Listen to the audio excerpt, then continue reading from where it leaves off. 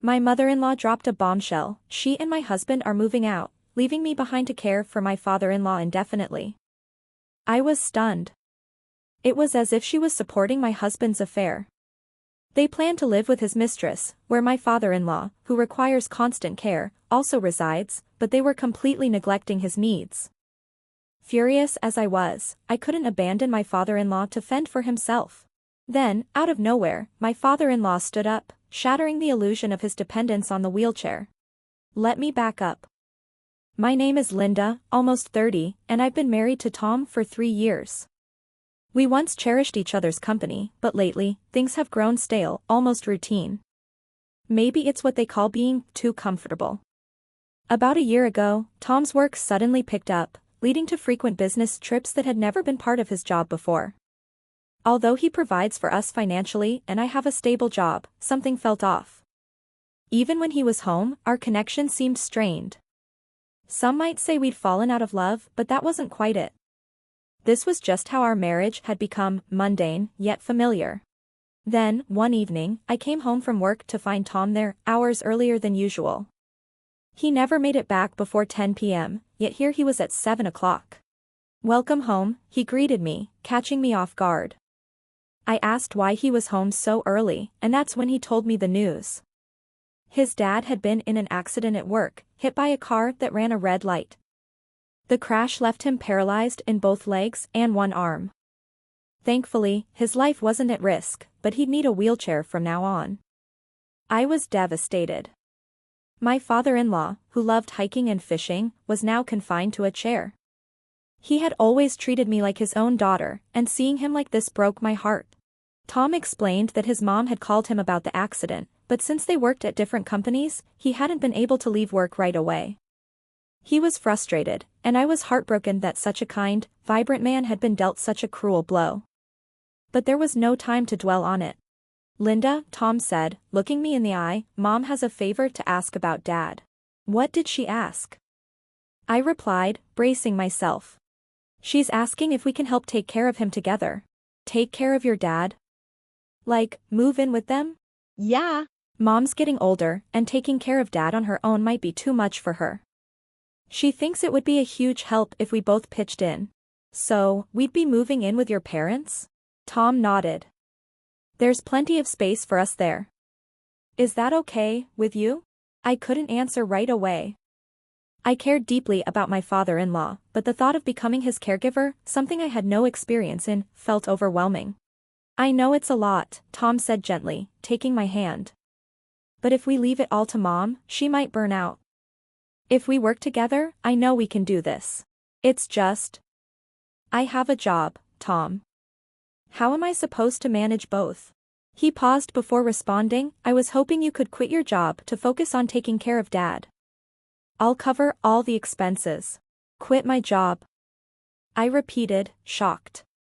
The idea felt like a step too far. "Yes, I'll support you financially. Dad and Mom need your help," my husband said, his voice desperate. It was hard to say no, seeing him so sincere. So, I did as he asked. I quit my job and started caring for my father-in-law. Life took on a new rhythm, but one evening during dinner, Tom stood up unexpectedly. "I've decided to take over Dad's company and become the president," he announced confidently. My father-in-law, taken aback, looked at Tom with wide eyes, though I could see a glimmer of pride beneath the surprise. "Tom, I never thought you'd do this. You always swore you wouldn't work at my company. But now, in my condition, I can't run things like before." "Thank you," he said, his voice thick with emotion. "I was so worried about the company's future. I'm relieved to leave it in your hands." Tom nodded, his voice steady. "Dad, I want to do my best for the business and its employees. I'll create a good working environment for everyone." "Of course," my father-in-law said, tears of relief in his eyes. Though he became chairman, the weight of running the company was now fully on Tom's shoulders. Tom quickly settled into his new role as president, and my father-in-law stepped back to let him manage the day-to-day operations. Within 2 months, however, Tom's late nights at the office started to become a pattern. At first, I thought it was just the pressure of adjusting to his new responsibilities.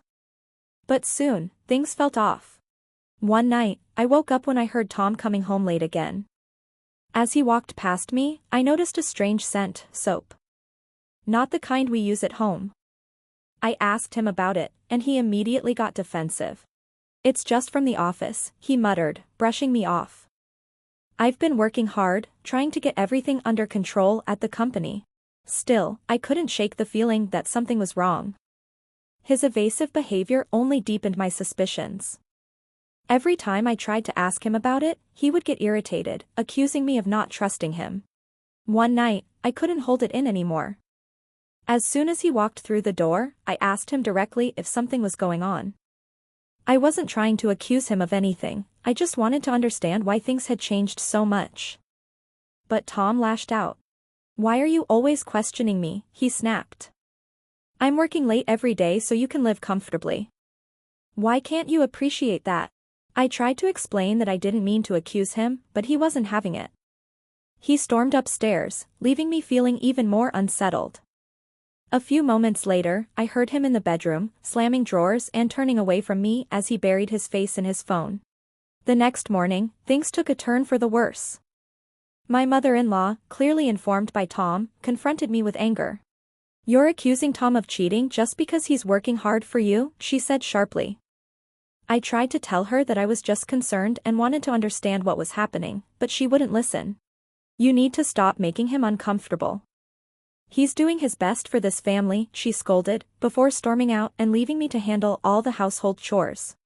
Despite pretending to help, my mother-in-law never really lifted a finger around the house. She left everything, from cooking to cleaning and taking care of my father-in-law, to me.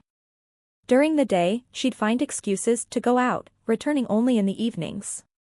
My father-in-law, spending most of his time in his room, never realized how absent she truly was.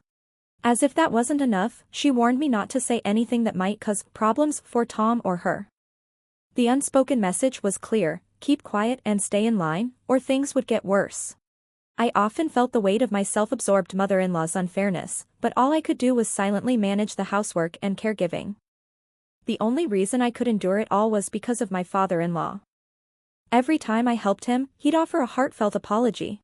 "Linda, I'm sorry. I'm sure you hate having to take care of an old man like me," he'd say. "Don't worry about it. I think of you as my real father. I'm happy to help," I'd reassure him. "I'm so glad Tom married someone like you. Even with all the trouble I've caused you, you're still so kind." "I'm a lucky man," he'd say, grateful. "And I'm lucky to have such a kind father-in-law," I'd reply with a smile. Though my husband's and mother-in-law's behavior often made me uneasy, my father-in-law's kindness kept me going. My days usually ended by helping him to bed before turning off the lights. But one evening, when I returned to the living room, I found my husband, who was usually absent, talking with my mother-in-law. Something felt wrong, and my suspicions were confirmed when she dropped a bombshell. "Linda, we need to talk. It's time for you to take care of James here for the rest of his life," she said. I stood there, confused, trying to grasp what she meant. But before I could process it, my husband handed me divorce papers. "I've found someone else. We're leaving to live with her. Handle the divorce," he said, his voice cold and emotionless. In shock, I collapsed as they packed their things, ignoring my tears. Alone in the silent room, I sobbed uncontrollably. Then, my father-in-law wheeled himself in. "Linda, what's going on?"